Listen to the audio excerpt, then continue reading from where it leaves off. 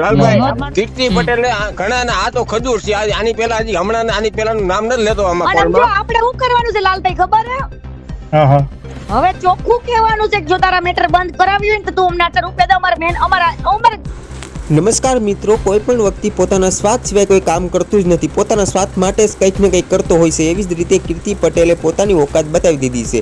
આખરે આપણા મસીહા, આપણા દુખિયાના બેલી ગરીબોની સહાય કરનાર એવા ખજૂરભાઈ નીતિન જાની, જે અત્યારે પોતાના પરિવારને છોડીને અત્યારે ગરીબોની વચ્ચે જીવન ગુજારીને મકાનો બનાવે છે.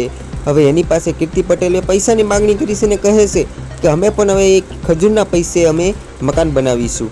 તો ચાલો આખરે શું મુદ્દો હતો, શું આ રેકોર્ડિંગમાં માહિતી છે, તેમને પૂરેપૂરું સંભળાવું. હવે ચોખ્ખું કહેવાનું છે કે જો તારા મેટર બંધ કરાવ્યું હોય ને તો તું અમને 8 રૂપિયા દે. અમારે ગરીબોના ઘર બનાવવા છે પૈસે. શું કરવું છે લાલભાઈ? આ રાજદીપ રીબડા વાળું જયારે હતું ને, હા જો હું જ વાત કરું છું. રાજદીપ રીબડા વાળાનું જયારે હતું ને ત્યારે હું પાછી નથી પડી. રાજદીપ રીબડા હારે હું સમાધાન કરવાય નથી ગઈ. રાજદીપ રીબડા મારા ગુરુજી પાસે આવ્યો તો. રાજદીપ રીબડાએ અનુરુદ્ધિએ જયારે કીધું કે બેનબા સમજો, તમારું જે કઈ પણ લેતી દેતી છે એ અમે પૂરી કરી દેવી છે. તમે કાલથી કોઈ જાતનું લાઈવ કરતા નહીં. મારે 15 લાખ રૂપિયાનો લેતી દેતી હતી, ઈ મારી લેતી દેતી રાતોરાત પૂરી કરી અને